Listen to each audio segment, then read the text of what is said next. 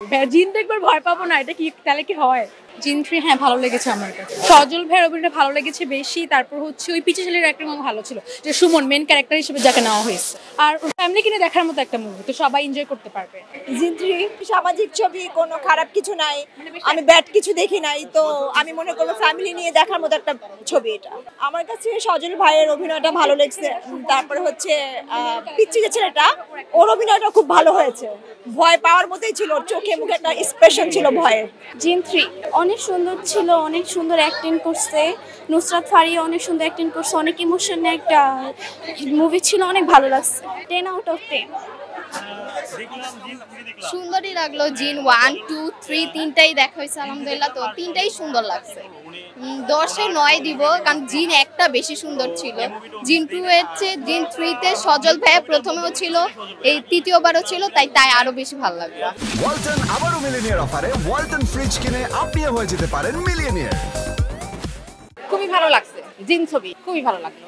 জিন অনেক সুন্দর, অসাধারণ। আমাদের হচ্ছে আমরা 3টা পার্টি দেখেছি, জিন দেখেছি, জিন 2 দেখলাম, জিন 3 দেখলাম।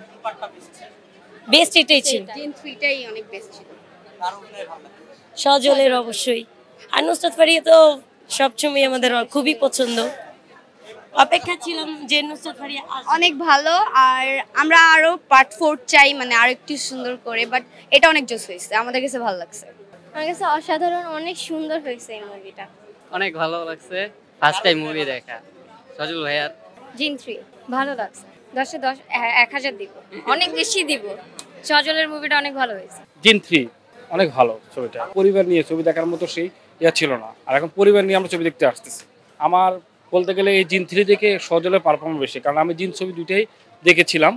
আর টেলিফিল্ম জাতীয় অভিনয়গুলোই ভালো লাগে আমার মূলত। আর এটার কিছু শিকার আছে, কিছু জানার আছে, রহস্যময় ছিল। আমরা এমন দাসের মুভি দেখবো যে মুভিগুলোর মধ্যে কোনটার পরে কি হবে, যেটা যদি আমি আগেই বুঝে যাই। বাংলা ছবিতে দেখেন একটার পর একটা হচ্ছে, আমরা বুঝে যাচ্ছি।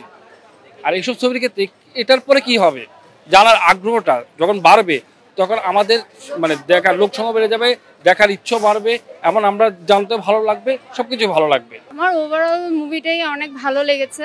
পরিবার নিয়ে দেখার মতো ছবি তো, কারণ প্রেম ভালোবাসা ছাড়া নর্মালি আমরা মুভি দেখতে পাই না। আর এটার ভিতর ওইটা একটু কম ছিল, যা পরিবার নিয়ে দেখার জন্য প্রযোজ্য। ভালো লেগেছে।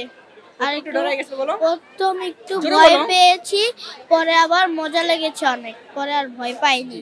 আবার যাতে মন চাচ্ছে আমার, অনেক মজা ছিল। খুবই ভালো লাগছে, আসলে বলার মতন না, কিন্তু নেক্সট টাইমে মনে হয় যে বারবার আসতে মন চাচ্ছে এই জায়গাটার, কিন্তু আল্লাহ পাক জানি না কবে আর নিয়ে আসবো, কিন্তু খুবই খুবই ভালো লাগছে। খবরের কাগজ, নিখাত, নির্ভীক, নিরপেক্ষ।